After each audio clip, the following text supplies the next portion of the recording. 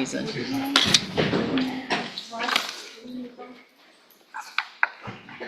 I'm sorry.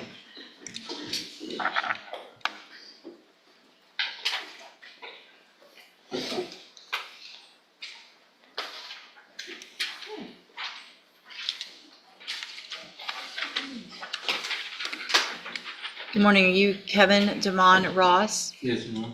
And will your client waive the formal reading of the indictment in each case?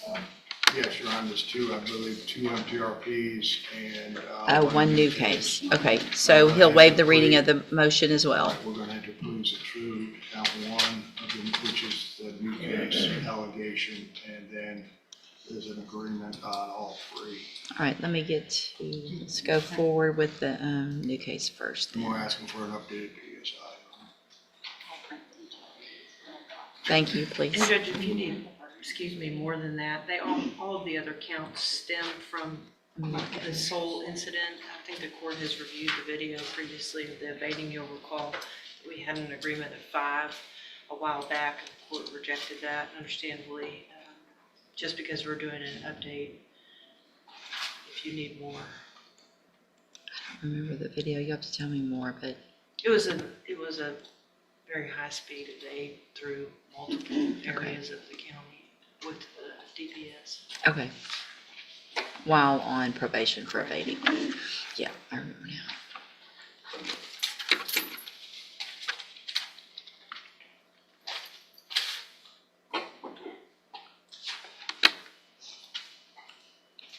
And what was the agreement that I had rejected before?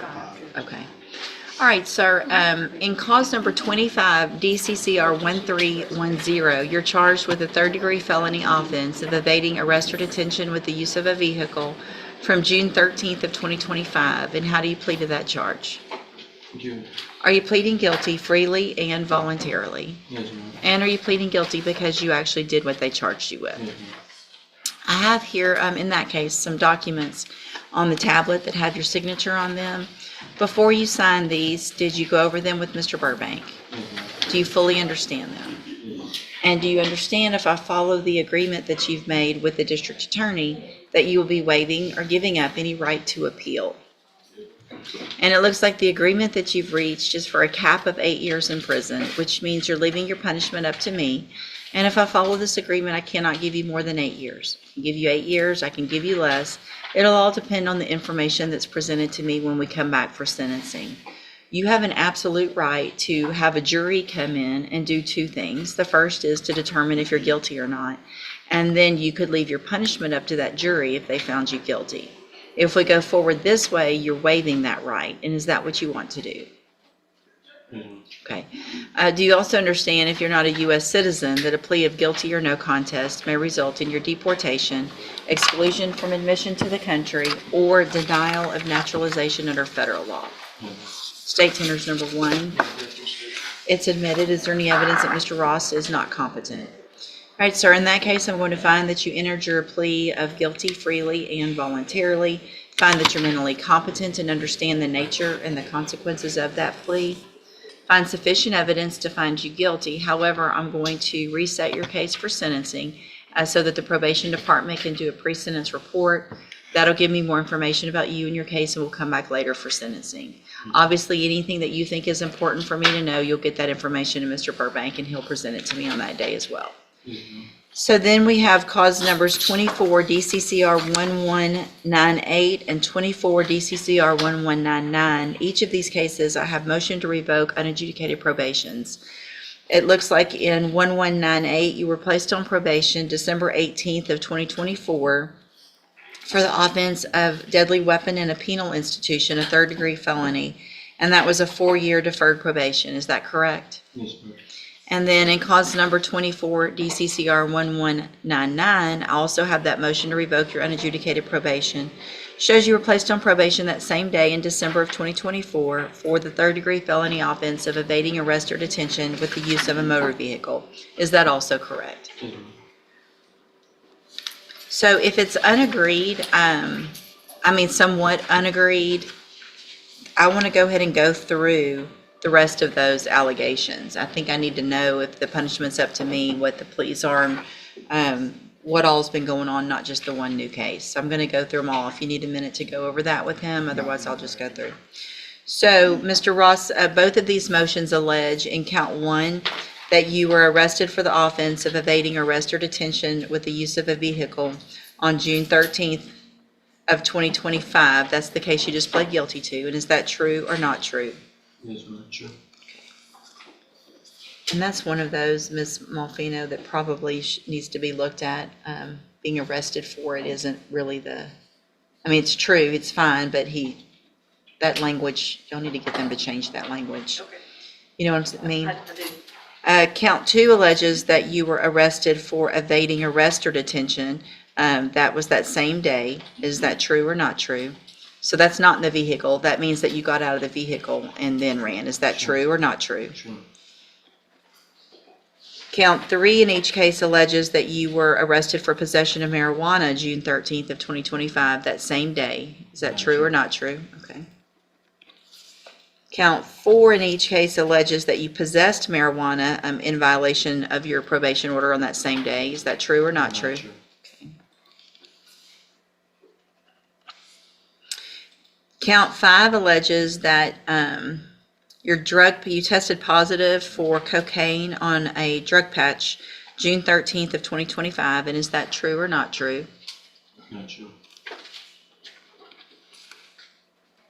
Count 6 alleges that you were at a location other than your residence at approximately 1:39 a.m. on June 13th of 2025. That's true? Yes, ma'am.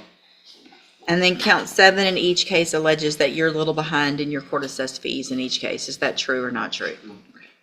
Did you enter your pleas of true in each of your cases to counts 1, 2, 6, and 7 freely and voluntarily? Yes, ma'am. And because those counts are actually true. Yes, ma'am.